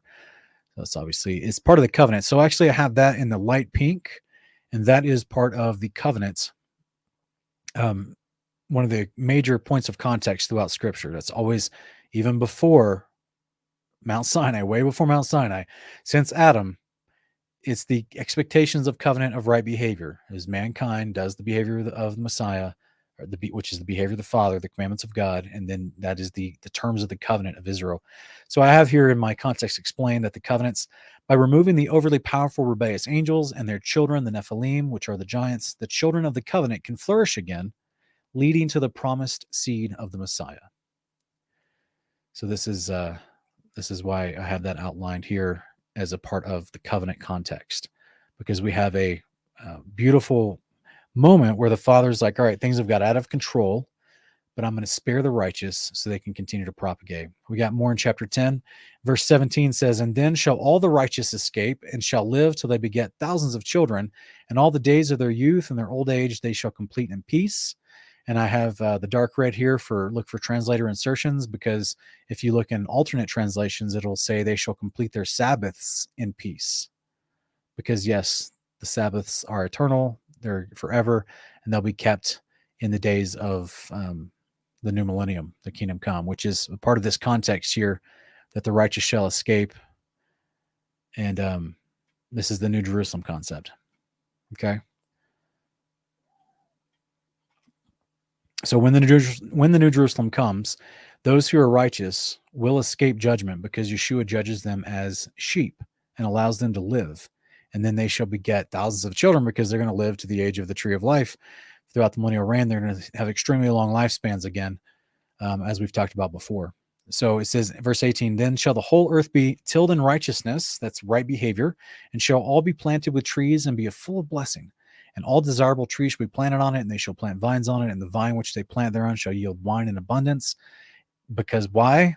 Because when the kingdom is here, guys, people will do right behavior. They'll be taught the behavior, the commandments of God, both inside and outside the New Jerusalem. So the people that live outside the New Jerusalem, those who escaped judgment, they're going to learn the ways of God. And what we talk about, the land works with you when you do righteousness, when you do right behavior. The land works with you. So then you can plant, and your vine of wine will yield in great abundance, because the earth works with you, as is promised, to where you will bear great amounts. We read about this in Leviticus 25, as far as some of the instructions for husbandry and how you plant, and keeping that seventh year as a Sabbath for the land, so that the sixth year will produce incredible amounts for you. You'll never have a lack of food, basically. You'll never have, like we read about in Genesis 6, the giants eating up the acquisitions of men. You'll never have a lack of provision during the millennial reign. All those mitigating factors and destructive factors will be taken out of the ball game, and people will actually live according to how they were created, and the earth will work with them easily. So everything will be much, much better. So it says here, and as for all the seed which is sown thereon, each measure of it shall bear 1,000, and each measure of olives shall yield 10 presses of oil. Man, this is amazing, guys. That's the land's going to produce like crazy. Also, it's going to have the water of life, according to Ezekiel 47. The water of life that flows out of the city will be refreshing the water courses of the whole earth. So all the land is going to have incredible, awesome water that it can grow well with. Verse 20, and cleanse the earth from all oppression and from all unrighteousness and from all sin and from all godlessness. And all the uncleanness that is wrought up on the earth, destroy from off the earth. And all the children of men shall become righteous, and all nations shall offer adoration and shall praise me, and all shall worship me. Guys, the millennial reign, did you guys know the millennial reign is right here in 1 Enoch chapter 10, verse 21? This is just beautiful. All the children of men shall become righteous. All the children of men shall become righteous. What is the promise in Isaiah 42 and Romans 15? Because when the Messiah returns a second time, all nations will trust in him. That means they're going to become his disciple. And they learn right behavior, which is called righteousness. And they will worship God, the Father, the Most High, through Yeshua, their high priest. It's a beautiful promise, guys. It says, and the earth shall be cleansed from every defilement and from all sin and from all punishment and from all torment, and I will never again send them upon it from generation to generation and forever. It's just beautiful, guys. So beautiful. So we got some, this is some of the parallels here from this concept. The eternal Torah is what that last portion was highlighted in the blue. So I just try to talk about it a little bit to explain the second coming of the Messiah will cause all nations to gather at the New Jerusalem for survival and judgment. Those judged as sheep will be taught Torah, which is righteous behavior. And this is the sheep and goats judgment that we have here at the coming of the New Jerusalem. When the Son of Man shall come with his glory and all the angels, and then shall he sit upon the throne of his glory. Well, that throne is inside the New Jerusalem. And all the people that come to him that are judged as sheep, that are spared, that escape, those that are righteous escape, many shall go and say, come you, let us go up to the mountain of the Lord, to the house of the God of Jacob, and he will teach us of his ways. That's his behaviors. And we will walk in his paths. That's his actions. They're going to walk like Messiah did. For out of Zion shall go forth the law and the word of the Lord from Jerusalem. So beautiful, guys. So beautiful. So in the first 10 chapters of the book of Enoch, guys, we have the whole stage is set for everything that we experience in this life. We got the rebellious angel that's still out, roaming around, seeking whom he may devour, and those who've been subjected under him, these unclean spirits that go and try to deceive mankind. That's the people we work against. They just want us to do destructive, bad behavior. Meanwhile, the Father and all of his holy angels, and now his Son as our high priest, continually send down to the earth instruction for right behavior. And through the priesthood of Yeshua, he now has access to God's flowing power that he can send to the earth whenever he chooses to give us gifts of the Spirit. So we can be drawn into repentance, be drawn in away from deception, and awaken to what is right behavior and start following that, which are the paths. Now, we're not in the millennial reign yet. We haven't had the second coming. But just to understand why you live in the life you live, you get the whole thing expressed to you in 1 Enoch, chapters 1 through 10. Like we talked about the resurrection last week. We talked about the second coming of the Messiah last week in chapter 5. We talked about the promise of the new covenant, how men get the resurrected bodies and will never sin again. Now we get the problem. Now we get that. I love 1 Enoch because it just starts out telling you the end of the story from the beginning, right? As far as the Messiah's second coming.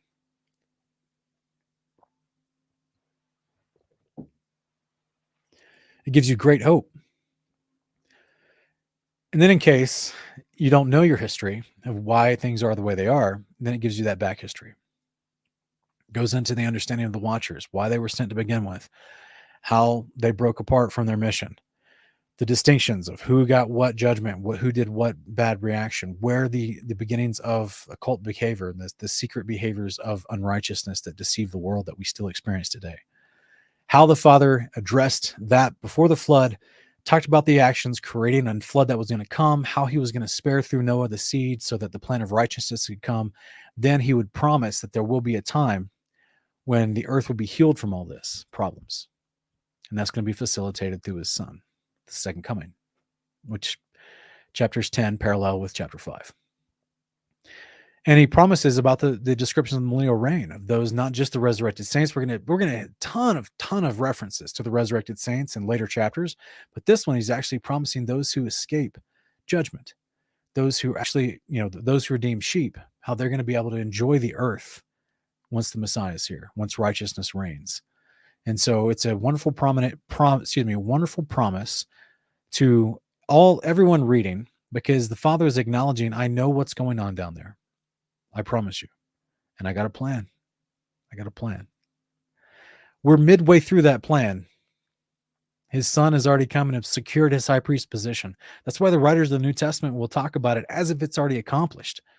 It's called proleptic speak. They're going to talk about it like, look, man, like you will be resurrected. Like if you believe in him, you're doing the behavior of him, you consider yourself a son of God.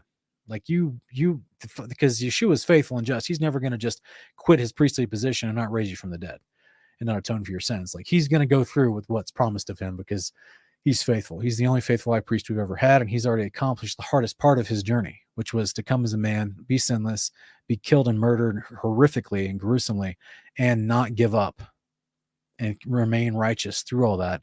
The Father blessed him with the power of the Spirit and resurrected him to eternal life. And now he's been ordained as your high priest in the temple of heaven above. So now that he's in that position, he can atone for your sin, redeem you from Sheol, give you a resurrected body. That's the power given to him in his position to enact all these blessings of the kingdom come. Book of First Enoch, guys, anyone that tells you that this book is not scripture doesn't know their scriptures. That's just simply put. I don't care I don't care how many letters are in front of their name. I don't care how many books they've published. I don't care how long they've been a Christian. If they think that this information is not synonymous with the books that we have in the American canon, if they think this information is not synonymous with Revelation, Isaiah, Matthew, Luke, Zechariah, Nahum, Jeremiah, Ezekiel, then they don't know those books. Then they need to study what they call the Bible better. And then they'll realize that this is saying the exact same thing. So just be encouraged. This book is for a blessing. I appreciate everybody watching tonight. I'll take a couple questions. Just put them in all caps and make sure you put them in all capitalization so I can see them. And that way the moderators can see them as well. But guys, if you do want this study guide, this is what we're doing as a gift right now. We're giving it out to people for your donation of $49 or more. Video in the video description below is where you have that information, either PayPal or PO Box. And we've already got quite a few people that have sent a donation for it. So we're getting those ordered and sent out to them as we speak. So we're excited about that. And there's just I'm excited. This has been fun to flip through because these days where everything's online, it's like having a hardcover book. And of course the artwork from our brother Drew at Big Green Creative, Green Pond Creative. He did some amazing artwork. And so that's actually in the book layered throughout.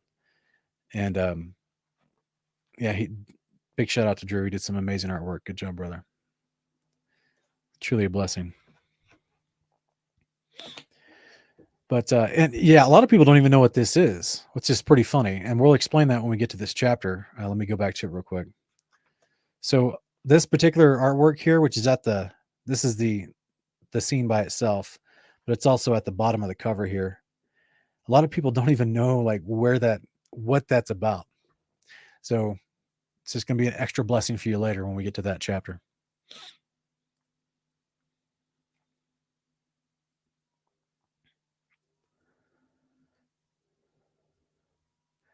All right. First question real quick. Corey's asking, what about the silence in the righteous side of Sheol that is described in 4 Ezra 7?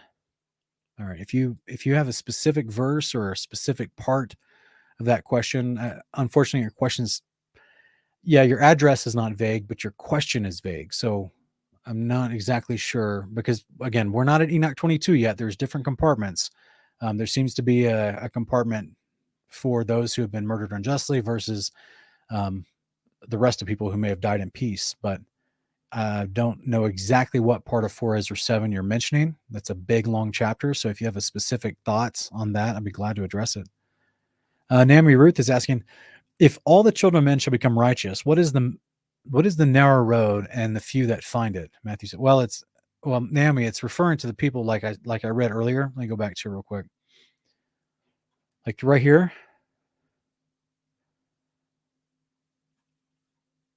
All the righteous. It's not all the children of men, it's all the righteous. So then this is where we take context into play. This is why I went over the sheep and goats judgment. It's one of the parallel passages in the study guide at that particular moment. Guys, keep in mind, these parallel passages that I choose on the screen when I put this compilation together and these stuff, I could have chose so many different parallel passages, but I'm trying to draw to a hard and fast point for you to understand the main what is this context that this is talking about. So my challenge was, out of all the scriptures I could have paralleled and all the things I could have written, I've got a short amount of space to write a succinct description plus the appropriate parallel passage so you can best, as quickly as possible, understand the entire context of this particular passage. And so I tried to do that as best I could. For example, this particular description that says the day of the Lord, also referred to as the second coming of the Messiah, will also bring the paradise of God to the earth plane, where those judged as sheep will gather for survival after the destruction of the earth. These mortals will repopulate the earth during the millennial reign. Because remember, the goats, they're already judged and dead. They're destroyed. They're killed by the sword of the angels. So that means everyone that's still alive is going to be made righteous because they're going to learn Torah, because that's a part of what the sheep and goats judgment is he's looking at their behaviors throughout their life. Even these are people that didn't know Jesus, but he's saying, I need people to start this kingdom with. You guys fit the bill, because even though you didn't do it for me because you don't know me, the behaviors that you did are kingdom behaviors. This is what Paul tries to explain to us in Romans chapter 2, verses 14 through 16. The day of judgment, when they stand before Yeshua, their actions will either confirm them or condemn them. And those actions are based upon Torah, because the Torah is inwardly on their heart, on their conscience. And if people gravitate towards that, whether they hear Yeshua or not, he's going to show them mercy on the day of judgment when they come. But if they gravitated away from that inner witness on their conscience, then they should just expect fearful expectation of judgment. So there's it's a great question. It really is. But we have to keep into the context of what does it mean by all the children of men, right? Because it's only those who are actually judged righteous by Yeshua are judged as worthy of being able to work with them, right? Which is what we see with the sheep and goats judgment. So with Matthew 7:14, this is why I always try to remind people that you look in the description of the details of Matthew 7, where he's talking about those who call themselves false prophets, or those who called themselves prophets, but really were not. They were inner ravenous wolves, right? Those are not just the normal people. Those are people that have exerted themselves in places of authority falsely, who truly are hypocritical over others. So, I mean, he addressed those types of people through the Pharisees all day long. This is also being inserted throughout the false religions of the world as well, where they will claim, that Jesus is one of the ascended masters within their rank of gods, as they make themselves a guru or other people, leading them through non-Torah behaviors, basically. So it's a great question. You're mixing a couple of ideas with what I read versus what I think you're trying to infer from Matthew 7:14. Unfortunately, I'm just doing the best with the short question that you asked and trying to make sense of it. Hopefully that's a decent address to that question. Anna Garcia is asking, so is Azazel still bound? No, that's what I've been 852. No, that's what I've been trying to say this whole time, is that Azazel's not bound. He got a different judgment than the other guys. His proclamation that was sent forward to him was that when this time comes, he'll be bound. Well, we see the fulfillment of that. Okay, so just like in modern, and even in modern court systems, and in most of a Western society court system, where someone is indicted, but their sentencing doesn't start until a few days later. So they're, they have it's very common. People get convicted for something, but their sentencing doesn't start immediately. It starts sometimes at a predetermined time later. So this is where the same concept that happened with Azazel, his sentencing was announced to him and to the angels that were to go tell him, this is gonna happen to you. And then when you're at the end of that sentencing, you'll be thrown in the lake of fire. So we see that at the end of the millennial reign, which is why we see later that he's still left out. He's still roaming around. And in Ezekiel or First Enoch 54 through 56, he's actually wrapped up for that sentencing once the second coming of the Messiah happens. So that's hopefully that's a decent answer for you.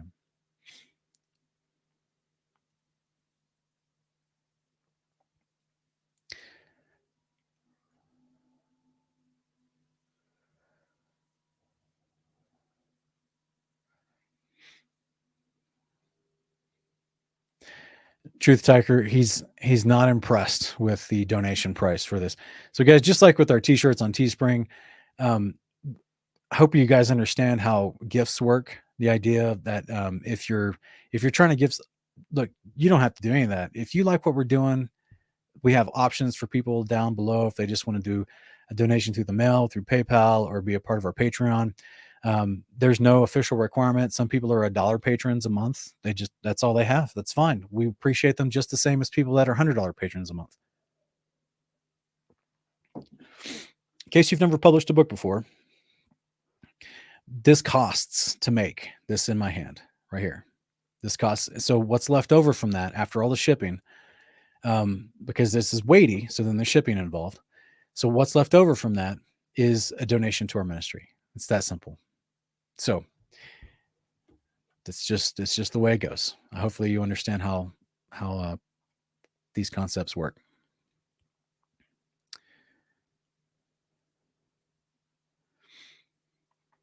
Lorraine is asking, what's the resolving of enchantments? Well, to me, I mean, I don't do witchcraft, but from what little I know about it or heard about it or read about it, it seems as if the resolving of enchantments is how like witches and things will do like a certain spell, and then they do a different spell to enact the first spell. So if my understanding of that is that's what that is, right? So it's like the antidote, if you will.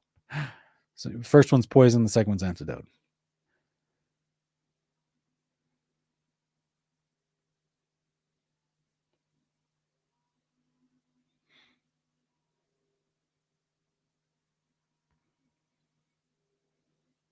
Truth Tiger, no one's making you get it. You can watch all of this for free. Do you realize, Truth Tiger, that everything that's in this book, you literally are watching me do this right now live for free? Do you get that? So you don't have to buy it, brother. Just keep tuning in for free. Watch this as I go through the whole book. It's that simple.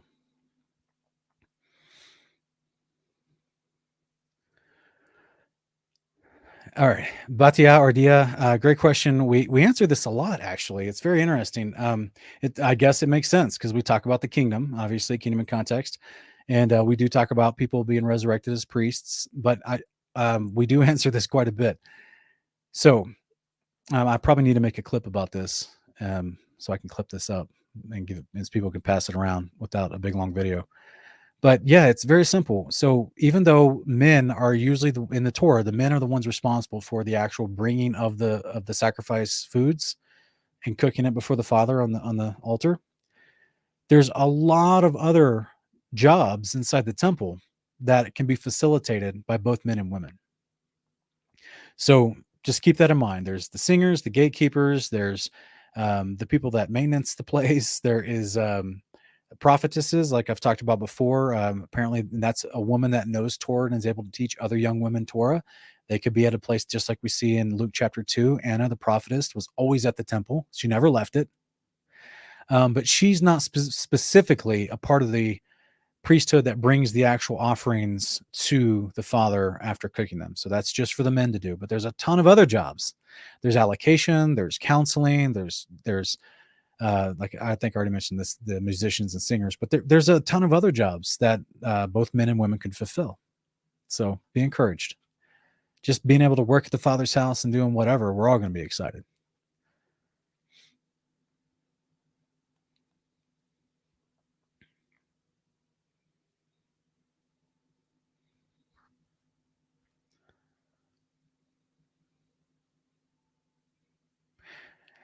Okay. Yes, this is what I if you have a chance, Anna, you might want to go back to that part in the video, because I do try to stop and explain there that this is a point in the translation where you have to look up the definition of the word forever. In the Hebrew, it's the word olam, which it can mean forever, which we think in the American tongue, which we think it means eternally, but it also in the Hebrew can mean just for a long period of time. So this is why you have to put in the context of the full story and all the details for this Azazel character. And then you start to see, okay, well, then that place we have to look for our misunderstanding from the translation to where we think it means forever, but there's another meaning to that word, which means just a very long time. So hopefully it's a decent explanation for you.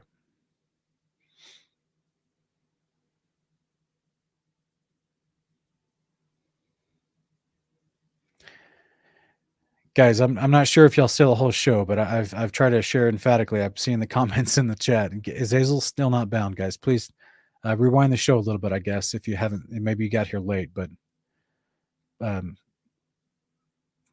seems as a lot of people missed that part. I tried to go over that pretty thoroughly, but sometimes people get here late.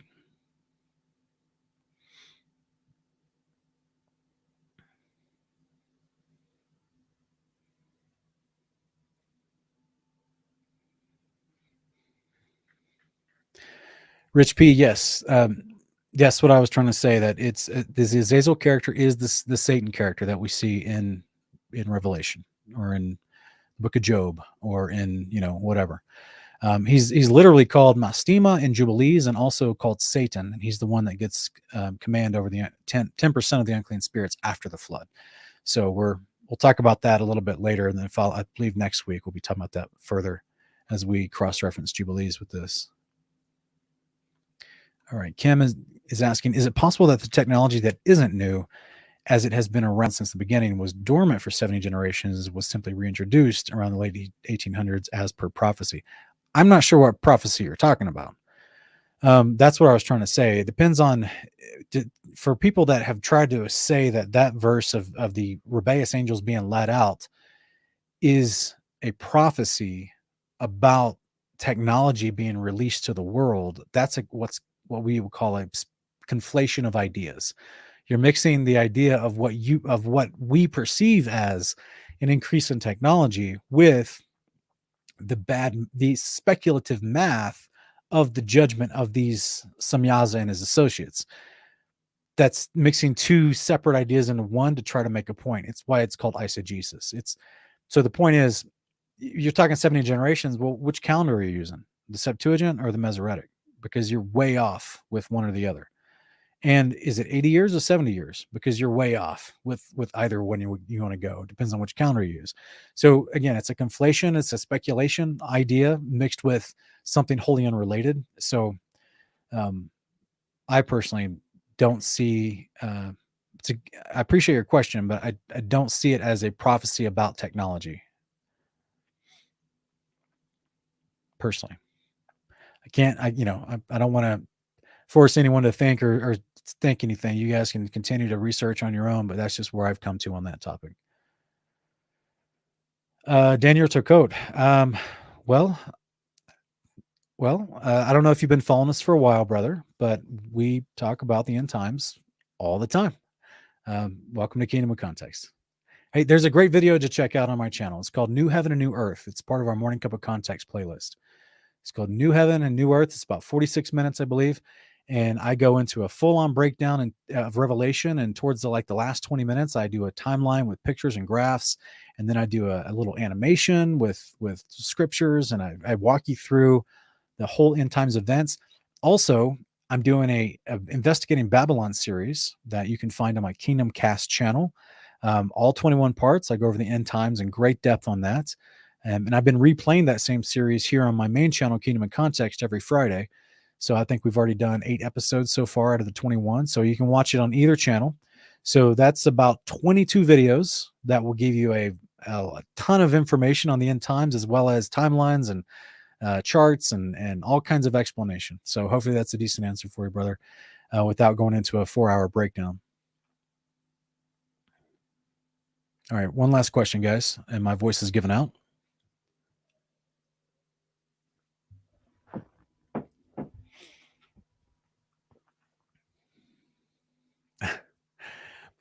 Ebba Visual, you can you may still be able to cook for him. I mean, you're going to be a resurrected, glorified saint. You'll be able to actually walk up to him, but specifically for his feasts and the Torah based, I should say the lawful based meals that are brought before him for specific occasions. But there's nothing in there that says that he won't just be able to show up at the house that he gave you as a part of your eternal inheritance and say, hey, you want to hang out for a little bit? Guys, the Father and the Son and their house are coming down to the earth. The resurrected saints get to inherit the New Jerusalem and live inside of it with them. You're going to get to hug the Father. If you guys can work it out, put time on your calendar there, whatever that is, looks like. I mean, you got eternity. I'm thinking you'll have plenty of time to have him over for some food.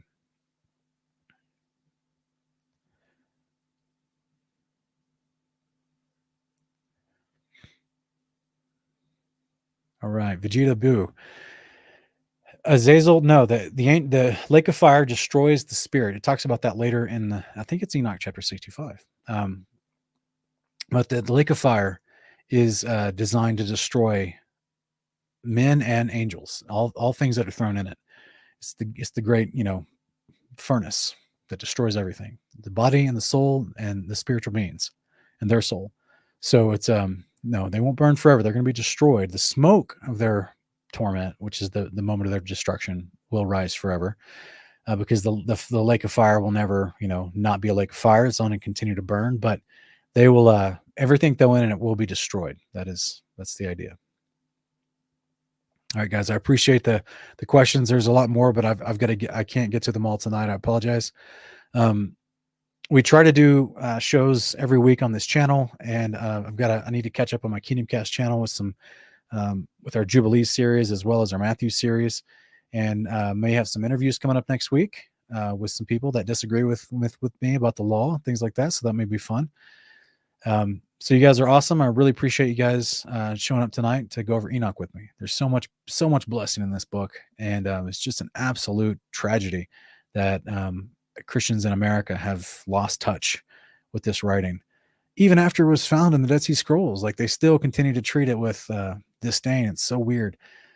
It's not weird. It makes perfect sense. I mean, literally, it's the book that explains the spiritual influences that confuses your theology. So it's no wonder they don't want you to read it. So it just makes perfect sense. I love all you guys. Thank you so much for being here, for being a part of this. And we'll see you next time. But as the days of Noe were, so shall also the coming of the Son of Man be. For as in the days that were before the flood, they were eating and drinking, marrying and giving in marriage, until the day that Noe entered into the ark, and knew not until the flood came and took them all away, so shall also the coming of the Son of Man be.